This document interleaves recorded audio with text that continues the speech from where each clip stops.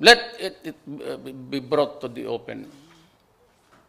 It was an American adventure with the cooperation of some and apparently with your blessing.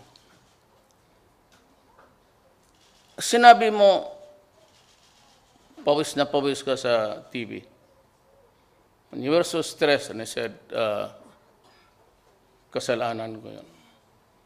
But it is not enough. Sabihin ng Pilipino, sabihin mo sa akin kung paano ka nagkasala.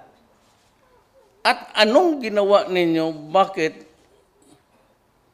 you fed the soldiers to the lion's den to be eaten by death. Remember that day I was also in Zamboanga. You arrived there because there was a bombing the previous day. Or was it that day? Ako, I must tell you the truth. Wala nang pakurnihan. I was there to campaign. Alam mo, Mr. President, ganito yan. Nung nag-upo ka, at medyo nalaman na ng lahat, ikaw, Rojas, si Bing Climaco, mayor ng Zamboanga ako. Yung aide ko si Bong nasa likod.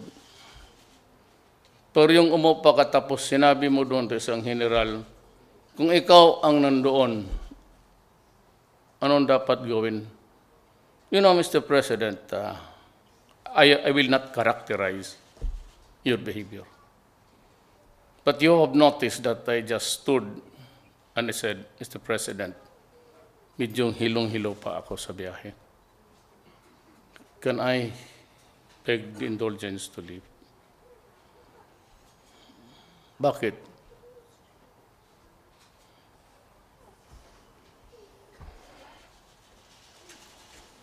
Patay na tapos may tanongin ka ng isang general na anong dapat mong gawin kung nandoon ka?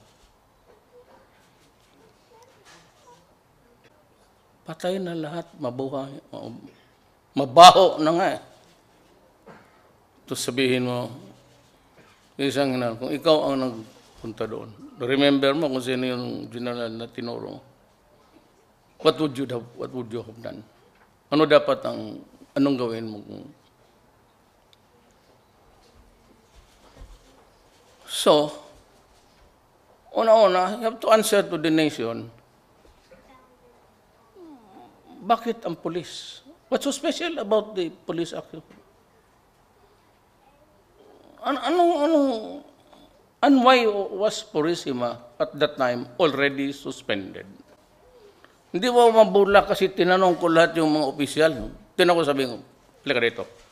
Sabihin ninyo sa akin ano ang nangyari. Totoo. They were taking orders from Purisima. Obviously, under your authority. You could have just simply say,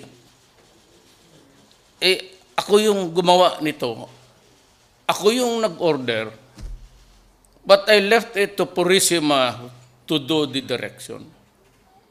But I made the crucial decision, and maybe along the way, I was also giving my inputs with the sense of being in charge, the highest official there. Kung nilabas sila ninyo at ang sekreto why, because maraming tanong eh.